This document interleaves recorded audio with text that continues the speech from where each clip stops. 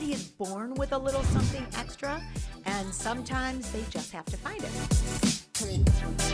A little something extra is that superpower that every single one of us has inside that motivates us and drives our passion and makes us do the things that we do. We're all on the same team. Let's think about how we can make that team as inclusive as we can.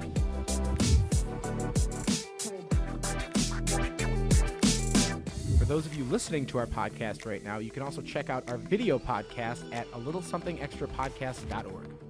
Hello, everybody, and welcome to another episode of A Little Something Extra with me, Nancy Gianni, and my daughter, the Gigi of G's Playhouse. the Gigi of Gigi's Playhouse. And who else do we have? And Franco too. And we got Franco, too. Franco here, too. Yes, and Franco's pretty excited about the guest that we have on today. The Franco. The Franco. The Franco. Thank you so much for Get that. that right. Yes, and we have a really, really exciting guest today. Yeah, we joining do. us. I'm pretty excited. He has a very different story than we typically go into. Of course, you know, he's very inspirational, but coming from a background of whitewater kayaking is pretty cool. So Very cool. we have a guest today, Brad Ludden. So he's a professional whitewater kayaker, so a little bit more intense than just kayaking in a pond. And he's a philanthropist from the United States, and he's known for his adventurous spirit and dedication to gifting people with a chance for an adventure. He began kayaking at a young age and became one of the sport's top athletes at a young age as well. He's been traveling the world for competitions and expeditions, and at just 18 years old, after seeing his aunt battle breast cancer, he decided that he wanted to found First Descents. So that is a nonprofit organization that provides outdoor adventure experiences to young adults impacted by cancer. His hard work not only has earned him international recognition in the world of professional kayaking, but also for his compassionate efforts in the cancer community. Whoop, whoop. So for nearly the last 25 years, Brad has inspired people from all around the world with his commitment to both adventure and service. What an incredible way to make your impact known, Brad. Thank you for joining us on the show. We're really excited that you're here. Thank you so much, you guys. It's a tremendous honor, and that was quite the introduction. I'm humble. Yes, just all through the Not sure I research. deserved half of that, but I'll take it. Well, there was a lot more in there too. I was like, wow. And honestly, just, I mean, being in the not-for-profit sector, doing that for, have you seriously been doing that for like 25 years too? Running a not-for-profit? We're coming up on our 25th year of operating at First Descents. So. Wow. That is so cool. So first of all, I already know how, because I was reading up on you, but talk to us about why it's called First Descents. And I just was blown away by everything in your story, and I just would love to hear it from you. Well, thank you. I appreciate that. Yeah, so First Descents, for me as a professional kayak athlete, I really became intrigued with expedition kayaking. And so using my kayak as a way to travel the world and have these crazy adventures, and sort of the pinnacle achievement in that discipline of kayaking was to be the first person to explore, successfully navigate a section of a river or a creek. And that was called a first descent. And any first descent that I did as an athlete was, they were all pretty unique in their own right, but they were all similar in that they all had tremendous challenge, a lot of uncertainty and unknown. They all really scared me, but completing them left me with a sense of feeling accomplished, a better understanding of myself, a closer connection to my peers and the natural world. And so when I started the nonprofit organization to teach people with cancer how to kayak initially, I thought it was appropriate to name it First Descents, because although many people have been down these sections of rivers that we take them on, it's their first time down, and those same challenges and fears and feelings and senses of accomplishment and connection, they all arise for them as well. And so it's kind of that metaphorical first descents and transformation for them. I love that. I love that. Yeah. I mean, it's an incredible idea too, because I would imagine, and I can't necessarily say I've gone on any of these big expeditions or anything like that, but just when you're on a kayak though, and you're going through those rapids, or you're going on any of those really high octane, high adrenaline experiences, you're probably not really thinking about what else is going on in the world or what's going on in life. You're thinking about really what's just happening right there in the moment and making sure that you could stay afloat. And you're so focused on the moment that what a way to be able to help people in removing themselves from such a weight that is hanging over their heads. And was that kind of the inspiration behind it? Like, did you realize that it allows you to live in the moment and then wanted to bring people there? Yeah, no, that's really astute. I guess when I first founded it, I didn't even know if it would work. I just knew that whitewater kayaking had a tremendous and positive impact on my life for so many of the reasons that we've talked about and everything you just suggested there, Franco. But I also just knew that people with cancer, after seeing my aunt having going through it, just needed something. They needed connection, they needed support, they needed an outlet, they needed a distraction. I had no idea if kayaking was going to work. It's just the only thing I knew how to do. Yeah. And I was in a position to do it for someone else. And so we did it. And it turns out that it works super well, kayaking and other outdoor adventures. Yeah. Largely for what you just pointed out, just getting them, out of their treatment centers, getting them out of their day-to-day life and putting them in a place that's naturally inspiring, where they're very present in the moment, whether you're on a vertical rock wall or kayaking down a river, to your point, you're just not thinking about a lot else. And so for those moments, everything disappears and you're just this capable, healthy human paddling down a river, awesome. Surrounded by peers who are all going through the same thing. And so it turns out we've done a few published research studies now, and they've all demonstrated the same thing, that this is a very effective form of healing and complementary care to Western medicine. So Wow, that's amazing. And I love that you've had papers published on that, because so many things like that, so many experiences, they don't equate that to healing, or, you know what I mean? So the fact you've got those published, then you really get that credibility behind it and you can continue doing it. Yeah, we for a long time, that I think, well, understandably, the medical world was a bit skeptical of us. Yeah. Right.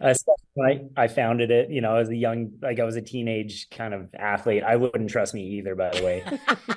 So wait, you were like 18 when you started this, right? Yeah. When I came up with the idea and started working on it, I was 18 years old, and I was like the one who was like trying to recruit volunteers and board members and donors and medical centers, trying to recruit doctors. It's a miracle that anyone listened to me. I'm so grateful they did. It took an army of people actually believing in this crazy idea and this kind of wild teenager at the time. And thank goodness they did, because it turned out for the better. But it was, to the point of those studies, like the medical community was probably the sort of last to come around. Sure. And really support this at large. Understandably, like, I don't blame them for that. But having those published research papers actually, demonstrating the efficacy of the programs, really helps that movement and that alignment and that partnership. So absolutely. I loved in the beginning when you were talking about just you doing these things, that you were afraid. Like, that you're still challenged. Are you still afraid when you do that stuff? Like, you've been doing it now for your whole life virtually. Like, are you still afraid when you're out there? Yeah, terrified. Totally. Yeah, sure. I can imagine. I was going to say, do you get used to it? I don't think It doesn't feel like, especially if you're doing all these first ascents too. Right. You don't know what you're going through. It's certainly the more extreme level, not the level that we do our programming on, but when I was competing and filming, a lot of those rivers, if you're not scared, you probably shouldn't be on them, because it's a recipe for disaster. It's a really high risk sport at that level. And so, I think part of the draw to doing it is that feeling of fear, and then overcoming that fear and the feeling of reward and accomplishment in doing so. Totally. How did you start again? I remember I was looking at it yesterday, but I don't remember. How did you get started in kayaking? So it's kind of a funny story. My mom, she was always kind of the adventurous one in our family. And we lived in Northwest Montana, and she loved water. And so she just wanted to find a way to connect with water. And this was back in the early 80s. Kayaking is still a really niche sort of fringe sport. But back then it was like non-existent, and it was mostly men doing it. And so here comes this young mother of two on her own, like showing up with like this gear she'd found at a garage sale, and having no idea what she was doing. And I think it kind of caught everyone off guard.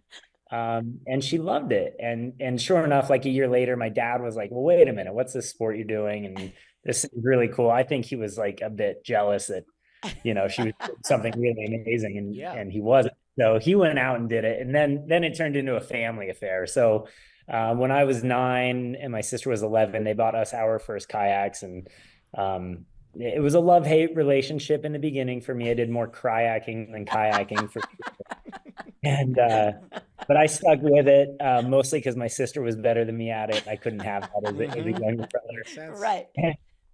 And finally it clicked when I was about 12, and I just fell head over heels in love with the sport. And I would skip school to go do it. I was like spending any money. I would get jobs in the summer working at raft companies and washing wetsuits, and just not the most glamorous jobs. But then I would save up all the money and then take a month and go to Europe or wherever. I'd always want to kayak and like live out of a tent and just try and kayak every day. And yeah, so it was certainly a labor of love there in the beginning. What was your first competitive what was your very first event Yeah. or run or whatever it may be? Oh man, I remember the first time I kayaked moving water. It's funny because we actually have taken some of our participants down this section of river, and it's just fun to relive it through their eyes, because if I go on it now, it's like being in a pond essentially that moves slightly. Right. But as your first time, there are these kind of different lines and currents that will flip you over, and it's just terrifying. And I still have photos of that day. I think my first, I guess when I started getting sponsored in my mid to late teens, but I kind of broke onto the scene of kayaking. I did one of those trips that I was kind of talking about where I took all the money I'd saved from washing wetsuits, and I went over to Europe in 1990, goodness, 6 or 7, I think. And I tagged on to this group of pro kayakers that were touring around making kayak film, and they were all my heroes. So I couldn't even believe that they let me join them. And I was definitely out to prove myself, and I got a little carried away, and I ran this huge waterfall in Norway and landed, and I broke my nose really badly. Oh, no. But that got me into the film, which was great. Yeah. It's only a broken nose. Yeah, no, totally. And it was like I kind of like made my name, and the waterfall is named Nose Breaker after me. So it's like not like my like proudest moment, but it's definitely sort of what marks It's a lasting one. Yeah. Yeah, exactly. Like, right, take any press is good press, I suppose. I made the most of it. Yeah. That's so cool. And yeah, to be able to have that experience with all those guys that are like the professionals that like you are now, and being able to learn it see it through their lens, I guess, and being able to be in a place like Norway with all your heroes. Incredible. Yeah. Oh yeah. So what does the world of competitive kayaking look like? Like, how does that landscape work? Like, is it like for the first ascents, is that a competition based thing, or is that more of like a personal challenge you take on, or is that something like you do like a run with a bunch of different people in the first person down? Like, how does that work? Yeah, sure. So there are a lot of different disciplines in kayaking. There's Olympic sports, which are slalom kayaking and sprint kayaking. I actually started out in slalom kayaking. It's a really technical, maneuvering through gates down a section of whitewater. It's a timed event. Yeah. Then there's freestyle kayaking events, which you go out and do tricks. Again, it's timed and everyone competes on these features. And I got into that for a while and took that pretty far. And, what I realized ultimately is what I loved about kayaking was just being out on these rivers and seeing new places and meeting new people. And competitions actually, I felt like brought out the worst in all my friends. Oh my gosh, that's funny. Yeah. Yeah, it was. I just like on race day or a competition day, like I felt like no one would talk to each other, and I was like, guys, this seems ridiculous. Takes the pleasure out. Yeah. Yeah, just the whole culture behind it. And so I just stopped competing. I got out of it, and I just started pursuing these expeditions, like seeing new rivers, new places. And there's really no competition element to that. What we would do is we would partner with like, a media outlet whether it was a TV show or a magazine, or a production company, and we would go kind of document these expeditions and oh my gosh, and tell awesome. the story of the river. And that's sort of where I got really interested in the sport. And I was fortunate enough to be sponsored by Nike quite young, and they were the best sponsor you could ask for. And they basically just said, listen, you go do what you love, and we're here to support it. So I was just really fortunate that I didn't have to compete to pay the bills. Which is awesome. Yeah, it's unbelievable. You just get to travel the world, live out your passion in the best way, but then also kind of be an explorer in that as well. Like, not only are you kayaking and doing that sport that means so much to you, but you're seeing places that no one's ever tracked before, at least on a kayak. Yeah. No, exactly. No, it's you nailed it. And I was just I'm still to this day so intrigued by that. It's just I think the most fascinating thing in the world. Yeah, It doesn't get old. I mean, it kind of is. I know Jeej actually has a question that really aligns Yeah. with what we're talking about. Yes, so, she Jeej, gets- you want to ask? now you can ask that your right questions. there? What's your favorite place you ever gone riding? Yeah, where's your favorite spot that you've gone? Man, that's a tough one. A good question. Goodness, I would have to say that of all the places I ever kayaked, the one that captured my heart the most was Madagascar. I spent a lot of time in different parts of Africa kayaking. Yeah, sure. And it was kind of a love-hate relationship because it was amazing and beautiful, but also really intense and scary. But then I found Madagascar, and it's just this really unique place as its own sort of flora and fauna and unique culture, and it was really unexplored, and the whitewater was amazing, and we were one of the first expeditions there. And I went back a couple times, and I've just it was kind of the pinnacle of everything I'd ever worked to do in a kayak. It seemed like it all culminated right there on that island. So I would have to say that was my favorite. Wow. That's amazing. Yeah, I mean, that would be pretty spectacular because, like you said, there's really no other place in the world like Madagascar. It's been disconnected from that continent for so long that it's just It's a movie, completely too. different landscape, different everything.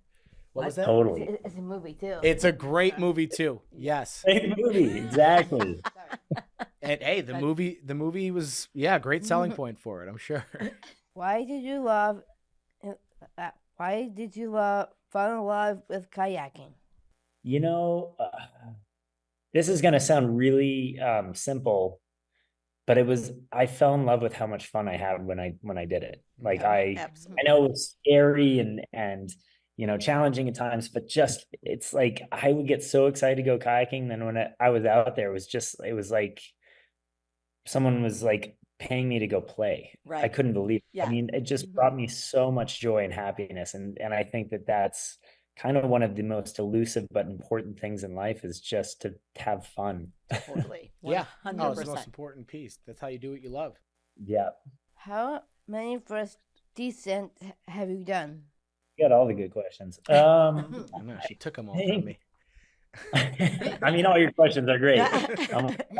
Really got to think about this one. I never kind of kept track well enough to say exactly how many. That's how you know you've done a lot. Yeah. Like right around 100 probably type of thing. Wow. Right in there. Some trips, like the first trip to Madagascar, it was like one every day or every couple days. Yeah, that's a and good then point. Yeah. it's sometimes you end up in a place that no one's kayaked and so it's pretty easy to get them, and sometimes you have to kind of try a little harder for them. Have you ever got like lost, like in a place? Have you ever gotten lost? I don't know. That it Oh took- yeah, yeah. badly. Really? Yeah, super bad. Yeah, a few times. Terrifying. Yes. But this was kind of back like when I was really like charging in this expedition stuff. It was sort of like really good technology, like it was all there, but like we would drop into some of these remote rivers and you were just like, well, we'll see how this goes. Oh, and yeah. and sometimes we would end up in the totally wrong spot and take days to try to find, or sometimes you have to hike out of rivers because they don't go according to plan, and that can take days. And I guess that's part of the adventure. You can't be too emotionally tied to any prescribed outcomes because you have no idea what's going to happen. happen. Yeah. Can't Yeah, even imagine. that's part of the excitement, I suppose. For sure. And I kind of wanted to get back a little bit into the whole nonprofit side of everything you've done, because that's just such an incredible accomplishment and something that is really just changing lives every day. So how did the transition happen where you guys were really just focused on doing kayaking and then you opened it up to more of these outdoor adventurous activities? And what was the rationale behind it? I know it's hard for me to admit, but not everybody wants to go whitewater kayaking. I don't know, man. I find that hard to believe. I'm still coming around to that. But we realized that as we sort of grew the organization and we wanted to expand our seasons and scale up the amount of participants that we could serve through the course of our programming, that kayaking just had some various bottlenecks that would limit that Limitations. Yeah. ability Yeah, and, makes and sense. limit our ability to serve more people. And so we added rock climbing as our next sport, Oh. and it was really well received, and it had kind of the same outcomes, at least anecdotally. And so we just kind of went, oh, well, there's more to this. And it went from being a nonprofit organization offered free kayaking adventures to like free outdoor adventures. And so we've done Very cool. everything under the sun: surfing, ice climbing, mountaineering, you name it. Oh, that's very cool. yeah. Is it certain areas or is it all across the country? I don't. All across the country. Awesome. It started in the Vail Valley in Colorado, and then expanded kind of nationally from there for the kayaking. And then we've also run quite a bit of international programming, but primarily we're kind of all over the U.S. So Okay. that's. And then do you guys have like partnered like charter groups that like go out on these different adventures, whether it's a rock climbing group or if it's like a rafting group or however, and then you partner with them, and then you're like, how does that structure work? Yeah, so our programs are primarily week-long programs, and so Oh, about wow. 15. Yeah, it's kind of a deep dive with a smaller group is how we look at it, and do want people to progress through it, like have a skills progression. Mm-hmm. We're not here to hope that anyone becomes a pro kayaker, Right. you're pro climber, Yeah, but it's all about the connection you're forming probably with the group. yeah, too. exactly. But we still want them to enjoy the process of learning, a new challenge, and then applying that skill set to achieving a fairly big accomplishment by the end of that week. And so we take 15 young adults for the course of a week. On our end, we bring in a bit of volunteer staff. We have 2 paid lead staff that are kind of there to coordinate and run the whole experience from our end. We bring in 2 chefs. All the food is really healthy, locally sourced, mostly plant-based. Nutrition is a big part of the requests from our participants. Yeah. And so it's become a big cornerstone of our programming. Very And cool. then we work with a local outfitter. And so I guess, Franco, to answer your question, maybe that's like we partner with, the surfing outfitter, and they have all the gear, the guides, the permits, the insurance. And, a lot of our lead staff do these sports anyway, but we ourselves don't see ourselves, at least as of now, as an outfitter. And so Got it. it's actually a really cool part of our programming, because we met so many other amazing people through these various industries and locations Sure. that, through the outfitter connection. That's Yeah. really cool. Yeah, it's really, I mean, just being able to form all those relationships, I feel like would be one of the greatest things. I mean, that's the greatest thing about any nonprofit. Yeah, Just in I just general, all wasn't the sure people how you the meet model in it, worked. Yeah. whether it's the ones that support you or the people that are participating in it. It's a pretty incredible experience to be able to have the opportunity to be a part of.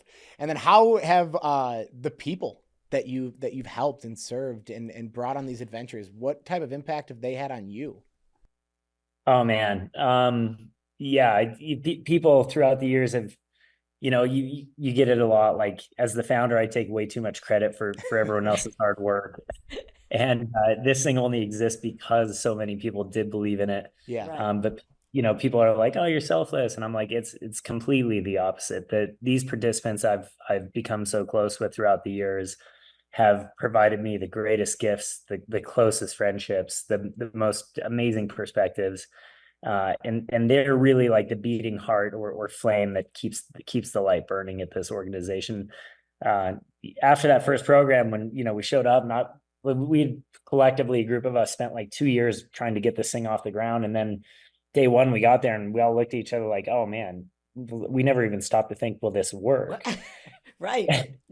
Kind of like, well, it's a little late now. Yeah.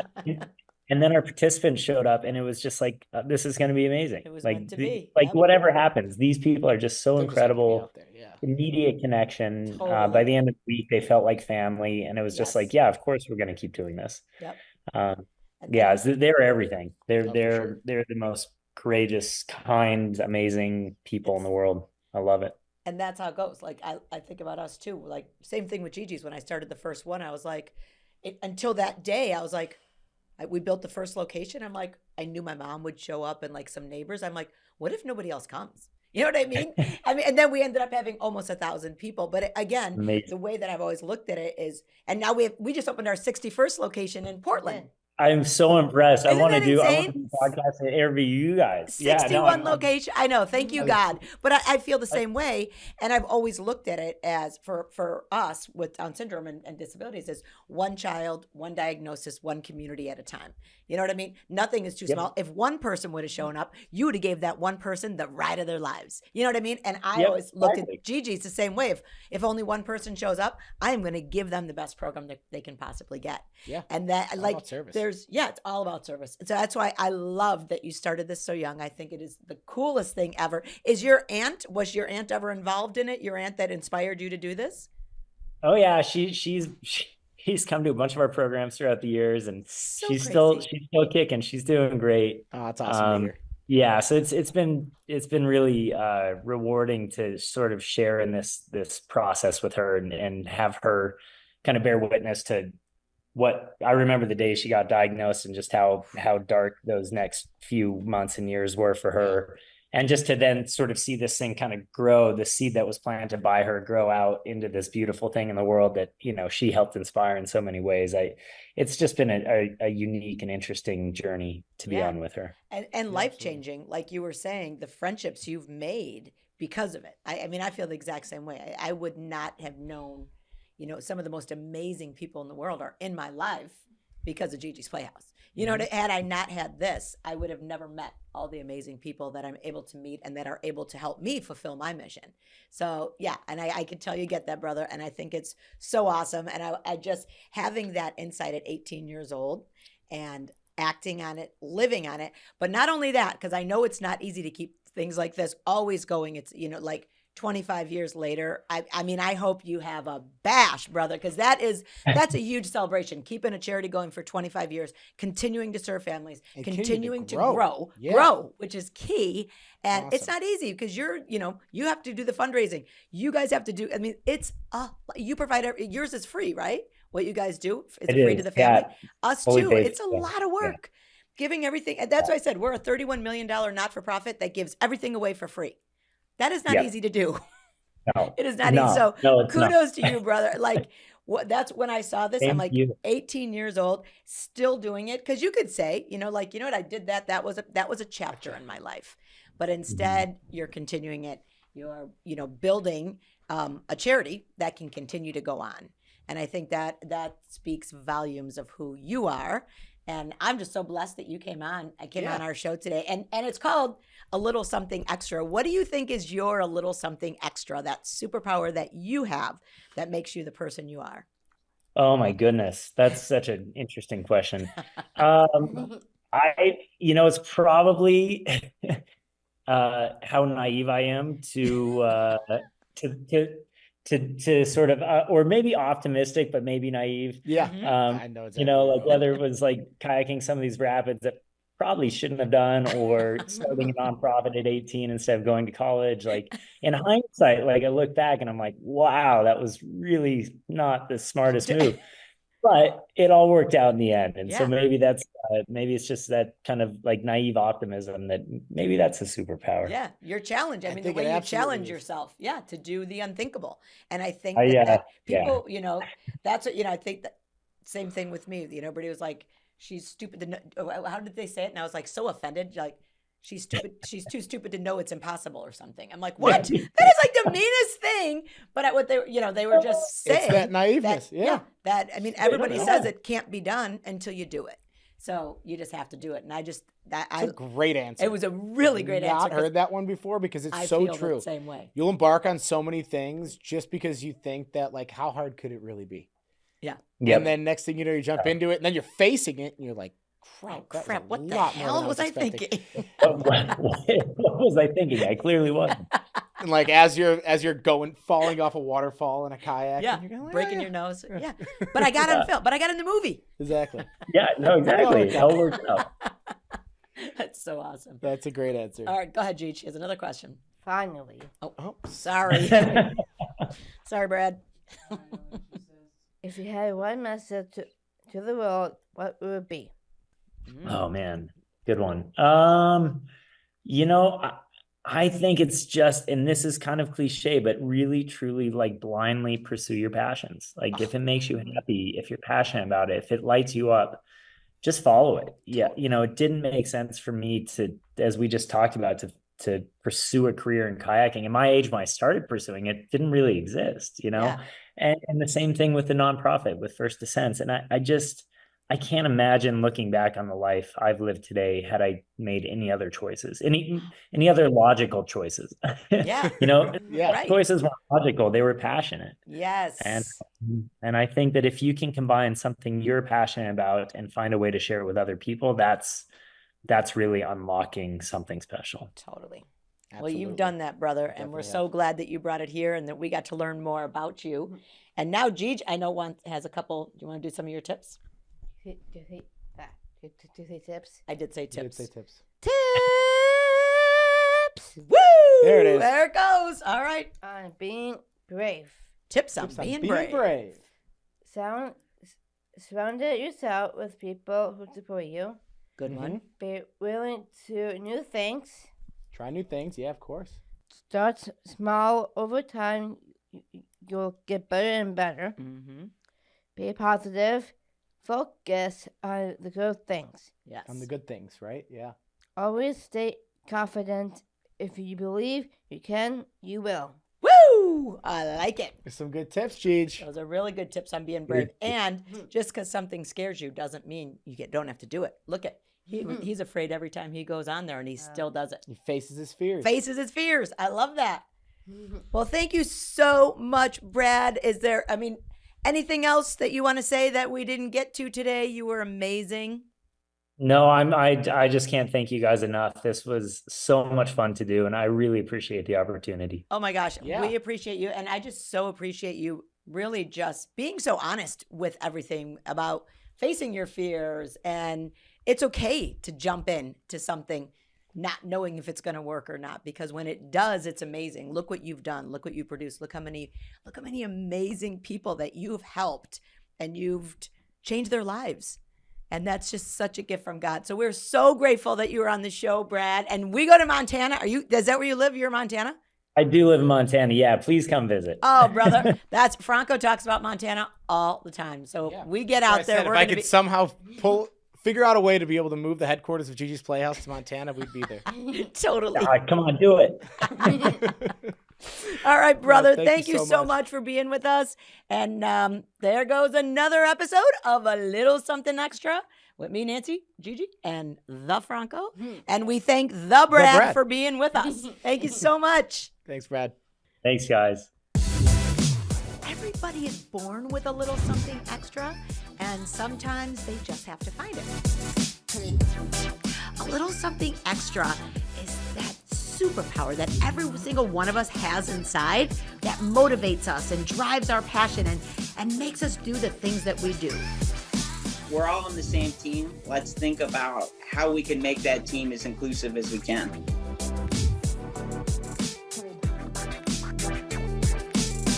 For those of you listening to our podcast right now, you can also check out our video podcast at alittlesomethingextrapodcast.org.